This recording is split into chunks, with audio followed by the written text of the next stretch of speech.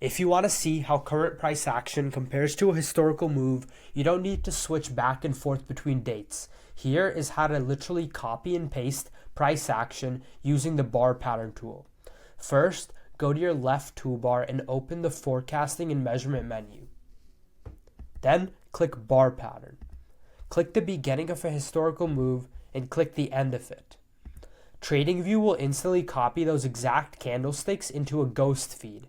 You can now drag this mirrored pattern over to live price action to visualize potential upcoming moves. Also, here's a pro tip. You can double click your new ghost feed to open its settings. You can completely customize its color. You can check the mirrored box to flip it upside down or even flip it and change it from bar sticks to, say, a solid line, depending on where you want the candlesticks to start at the close, open, high, or low, all from this specific setting access point.